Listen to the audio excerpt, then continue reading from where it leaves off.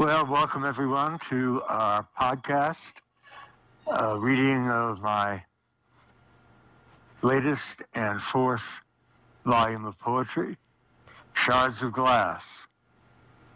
Welcome. Glad you're listening. Let me say a few words about Shards of Glass et al.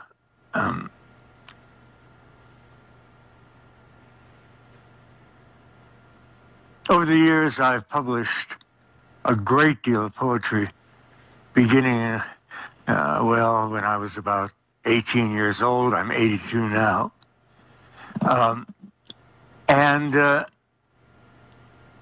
Four of those have been books. The rest have been in literary journals and so forth. The books are interesting because they have been published and brought together by just a wonderful British publishing house, Platypus Press. So they've published 4 volumes of my work, and the fourth, the most recent, is in many ways the most interesting. What Shards of Glass is a collection of what the editors of Platypus Press feel are the best poems I've written over the past 70 or 80 years. It's a great honor for me. I'm delighted with it, and it reflects their view of my work. Another interesting thing about Shards of Glass is that there is a foreword by a very prominent poet, Neely Cherkovsky.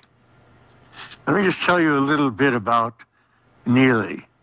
Neely is one of the last surviving members of the original Beat generation and culture of poets and writers in San Francisco way back when. He was part of that inner circle of writers who are still well known.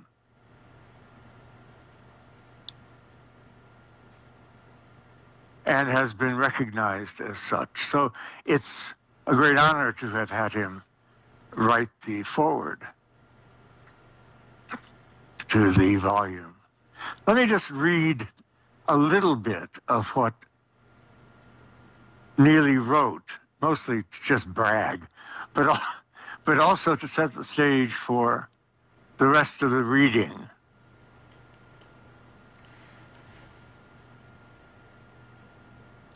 He says, "It is a pleasure to introduce this collection of poems by a poet who has watched the world and then stood back to reflect in order to see the, quote, torn lampshades fallen from the sky, unquote, and to take us, quote, inside the cloud of unknowing, unquote. These are astonishing lines from a poet with a distinctive voice, a practitioner of concision, a voice singing and chanting with aplomb. L.G.Corey is an elder of the tribe with an ever youthful mind, an ever open heart, and an ability to soar gracefully with man and nature. To quote him, quote, the soul understands what the wind cannot, unquote. Think on those words. Think on the natural world that is within and without us, and then pause before the idea and image of soul and wind. Corey has lifted the heart of poetry in this stunning collection of his mostly short poems. Poems that have the presence to go on forward and to instruct us without any idea of the professorial. Here is a wild bard, you may be sure. I have begun to think of him as a, quote, poised visionary, unquote, because he is fearless, yet able to stand firm on the well-chiseled ground he invents. He takes the dictum by Ezra Pound seriously, quote, make it new, unquote, make it new. And so I have read beginning to end to beginning, middle to everywhere, in order to find my own ground within his poetry. There's a longer part to the forward, but that's as much of it as I'm going to read. I'm very grateful to Neely for those kind words, and especially given where he comes from and what he comes from. He comes from that generation in which I also, although not an active member, was a member. I lived in Sausalito, right across the Golden Gate Bridge from San Francisco, at the same time that the beat poets were writing their poetry along with Neely and publishing them and so forth. That group consisted of Allen Ginsberg, for example, and other famous poets of that time, of which Neely was a member. So, just as a background to Shards of Glass, I thought I would read a little bit of what he says. You can find out more about him on Wikipedia, of course.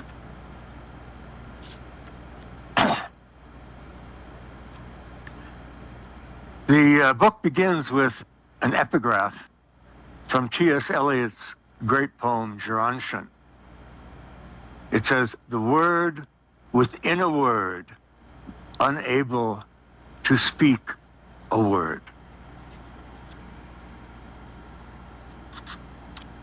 The first poem is The Laws of Physics. A body in motion tends to stay in motion on another motionless body, floating motionless at the bottom of a puddle of sea foam, floating to the surface of the sea, endlessly rocking.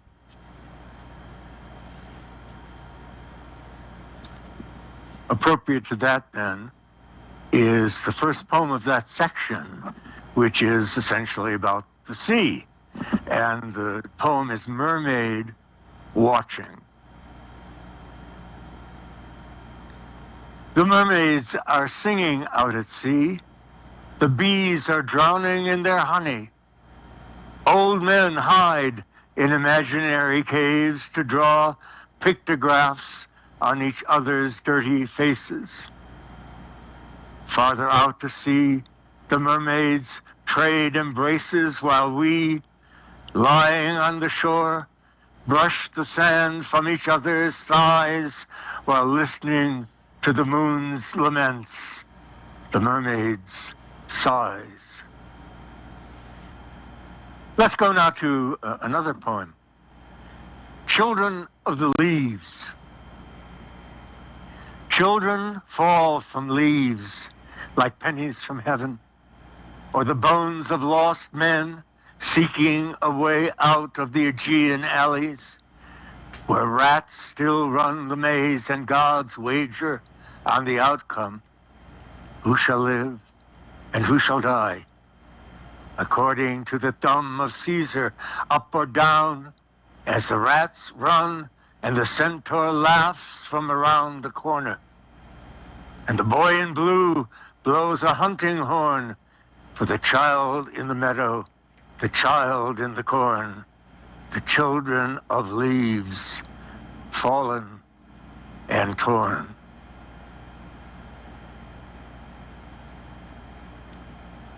Hermosa Beach at sunset. Torn lampshades falling from the sky. Dead doornails washing up on shore. Empty dream cans litter the beach. Look, there's an abandoned pail and shovel sticking up from the sand with a little hand holding it tight.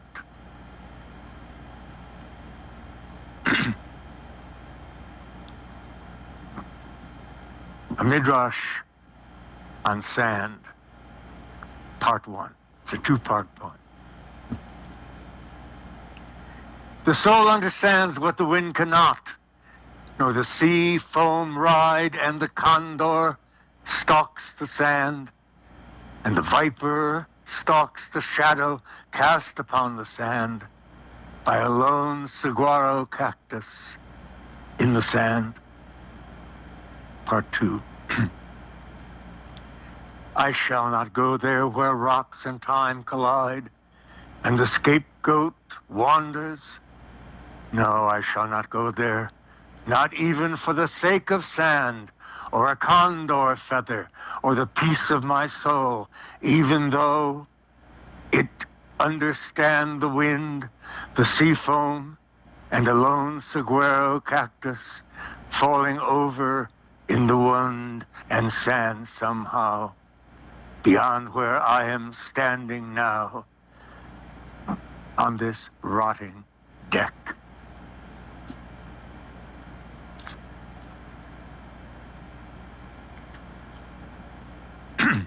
Night visitors.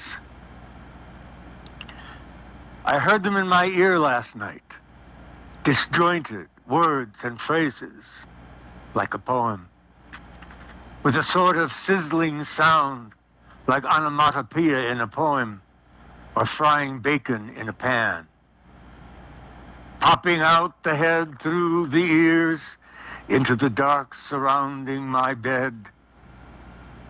Do you hear what I hear? When the closed gates are opened and the dogs let out? Who let them out? Let whoever let them out, let them in, and lock the paddock of the heart, the mind, before the winter storms begin.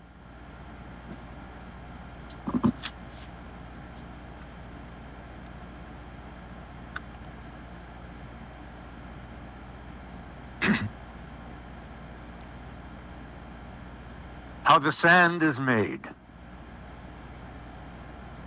Silent figures scratch on bathroom mirrors above the bathroom sink of the man who isn't here, but there, among the rusting pages of a rusting book resting on the floor of some purple sea. And the tides come, and the tides go, and stones become sand, and rough becomes smooth, rubbed by the coming and going of gummy bears and paper dolls through the silent fingers of their hungry mother.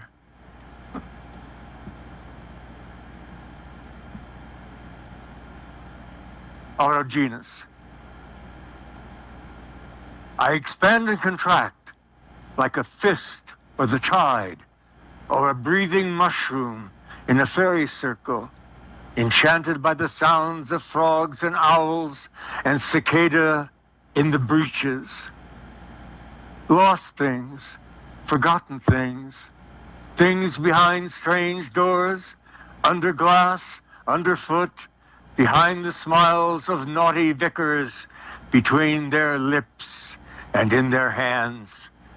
I watch them from a distance, and you also from a distance, from behind my shadow, from inside my closet. Watch and wait, wait and watch for nothing to occur, nothing to condense, to coalesce into something stranger than locked doors or the trilling of my grandfather's canary.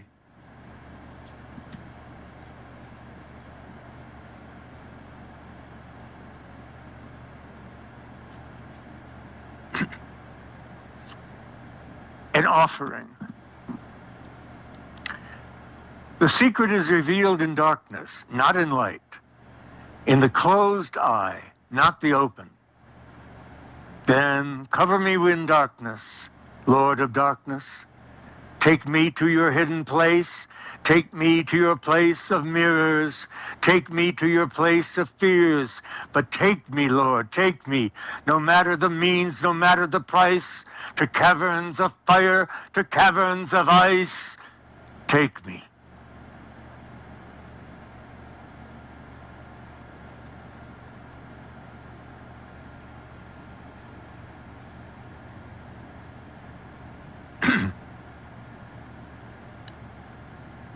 The secret room.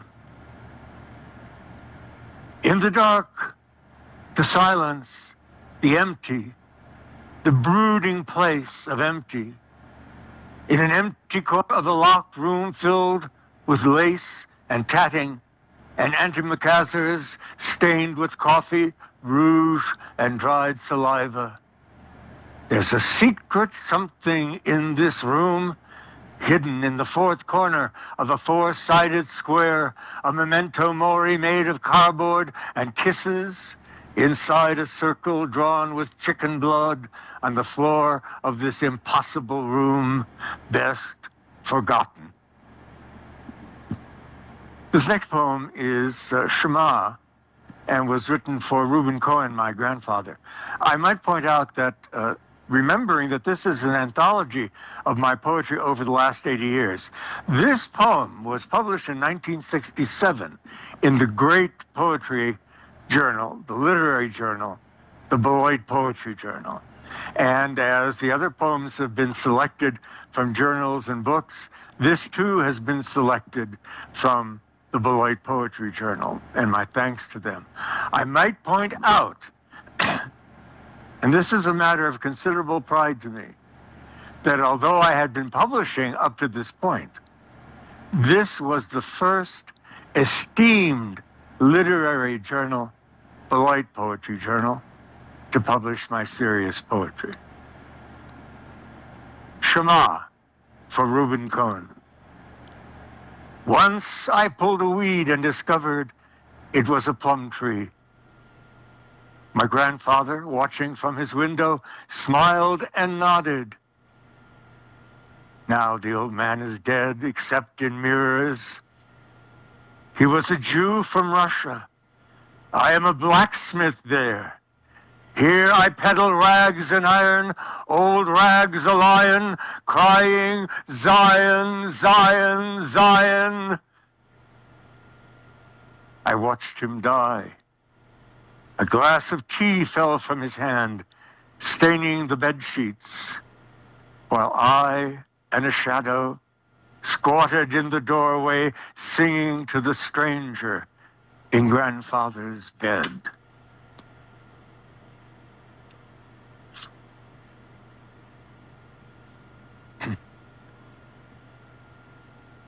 Kisses from the other side. Footprints on the ceiling, handprints on the wall, kisses on the mirror, breathing in the hall. Midnight. Between the dark and the daylight, twisting time into a knot, a pause, neither here nor there.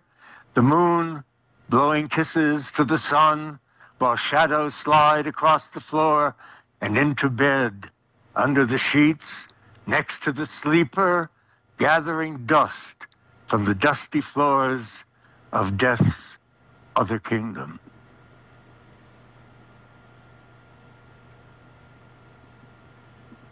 Lamentation. Expansion and contraction is the way of the hand, the way of the tides, the way of the moon, waxing and waning. Also, the way of the heart in the hand of a lover, squeezing it dry like a kitchen sponge.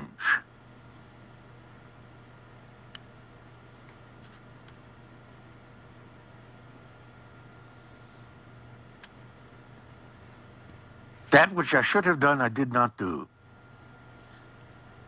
Shredded newspapers litter the floor where I slept last night and dreamt of other rooms, other voices, other things I should have done but did not do to you in the closet.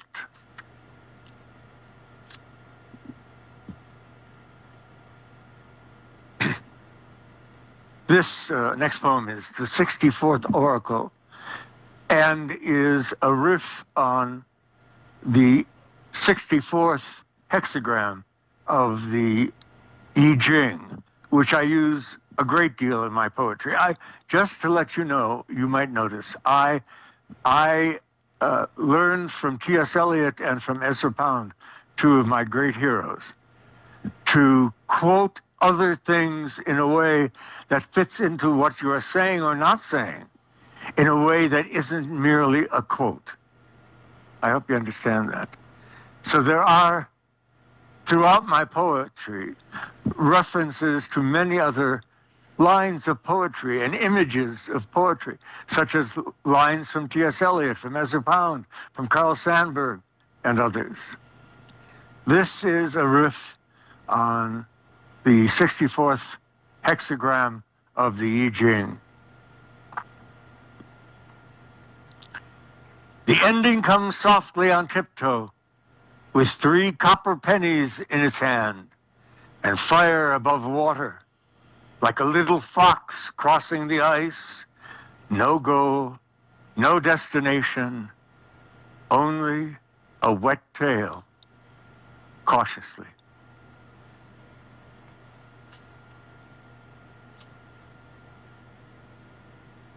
Other voices. It spoke again last night. They count you as a fool, it said. But I said nothing. Instead, I shook my head and thought, there are empty bottles on this mountain, dead birds and burned out cigarette butts, evenings, mornings, afternoons, and dirty coffee spoons, and the smell of dog's breath on my fingers, and restless legs, and loose change in my other pockets, and the taste of mischief under the sheets. There are abandoned walnut shells, and trivial wet pursuits, and many, far too many, strange promises along this road to lost intentions. So good night, ladies. Good night, sweet ladies. I hate to see you go, but the bottles call, the dead birds call, the cigarette butts burn, and you must leave as I must leave before these mountains turn.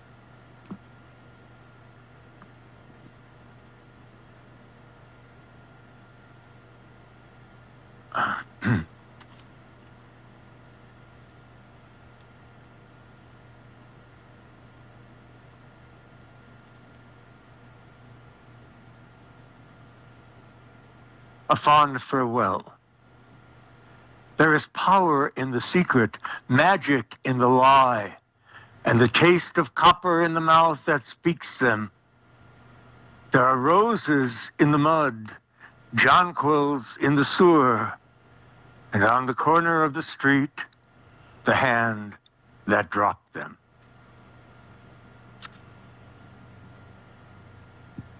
This next poem, Baal Shem Tov, was also first published in the Beloit Poetry Journal in, I believe, 1968. Part 1, the Baal Shem Tov. I shall not sleep with dragons in their river, nor eat the fat of lamb, nor gesture, but crouch in flame, and light my cave with sparks, with shards. I am blinded by my light. Too much. I cannot.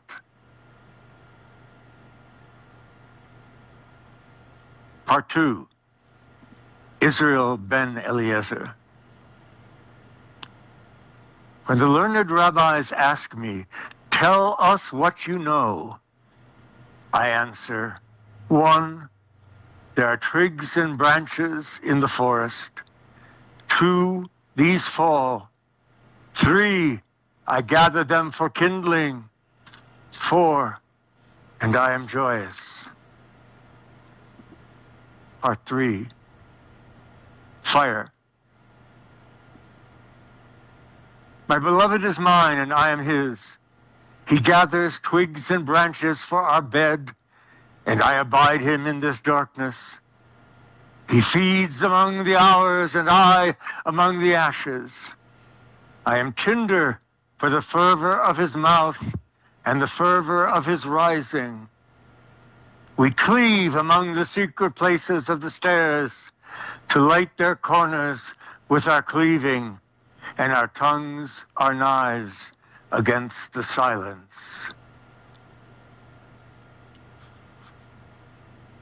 Part 4, the sermon.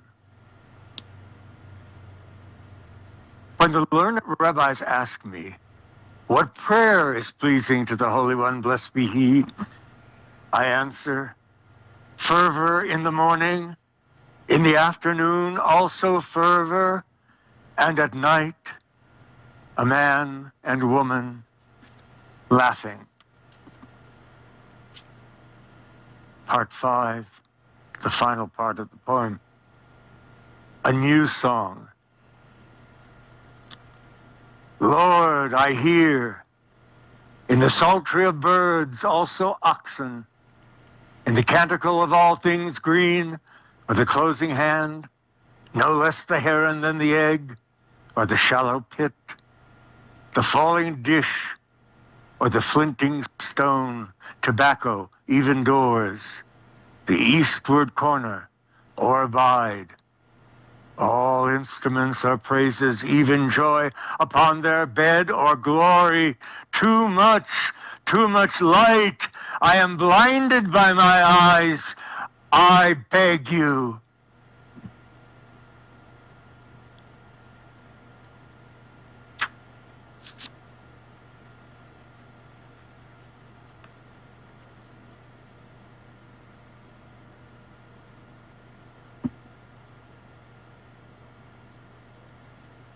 Aftershocks for the dancing God.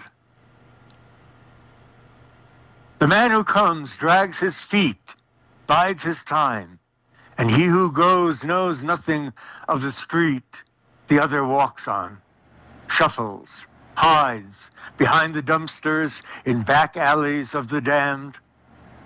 Oh, you who once I was, forgive me now as I have you. Forgive me now as I do you. Lay stones and flowers on my grave, as now I lay myself on yours, clawing at the mound of dirt to find the pennies that were once your eyes.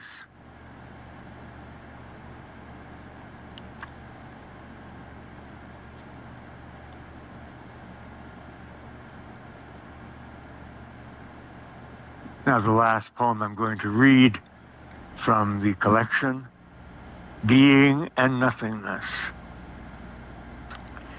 Behind the observer, observing the observed. Behind the subject and object, seen and unseen. Behind the triumphal confetti is nothing. I hope you have purchased or will purchase the complete copy of Shards of Glass so that you can read all the poems in it. I've just read a selection. Thank you for listening. God willing, I'll see you sometime again.